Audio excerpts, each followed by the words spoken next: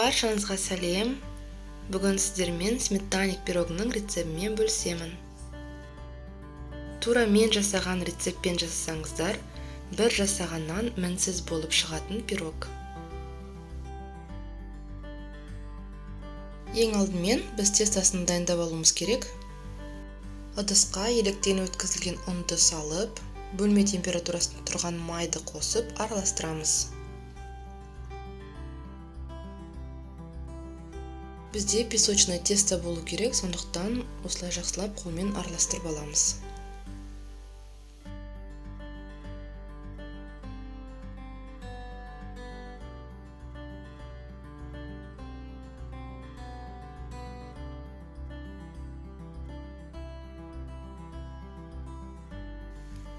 Одан соң 1 шай қасық разрыхлитель, 1 жұмыртқа және 100 грамм қант қосып біріктіреміз.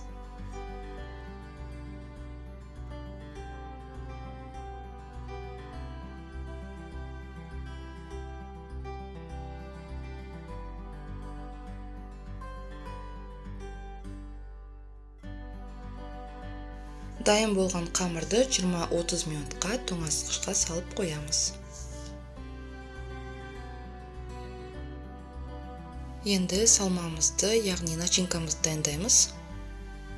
Ол үшін бізге 4 жұмыртқа, 100 грамм қант және 500 грамм қаймақ қажет. Барлығын осылай 20-30 секунд араластырамыз. Ұзақ және миксермен араластыруға болмайды.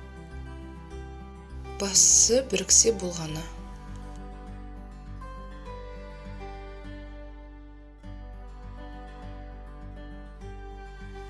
Енді формамызға дайын болған қамырымызды саламыз. Мен кольцоға салдым, диаметрі 24 см етіп алдым. Формаға салып пісірсе де болады. Осылай видеода көрсетілгендей жарты бөлігін астына, жартысын жан жақтарына, яғни бортик жасаймыз.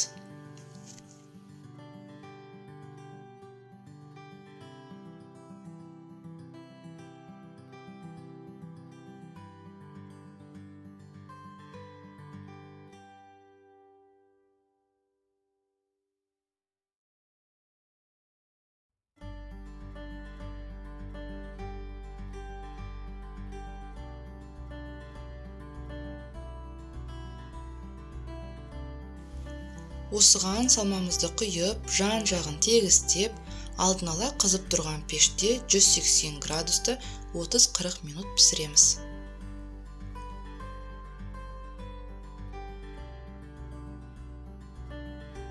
Міне пирогымыз дайын болды.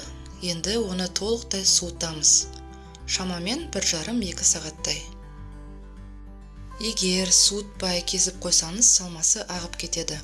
Сондықтан міндетті түрде толықтай суытамыз. Сметаник пирогымыз дайын. Осындай биік, әдемі, дәмді және тез дайындалады. Жасап көріңіздер, пирог өте керемет. Достар, менің каналыма тіркелуді ұмытпаңыздар. Назарларыңызға рахмет.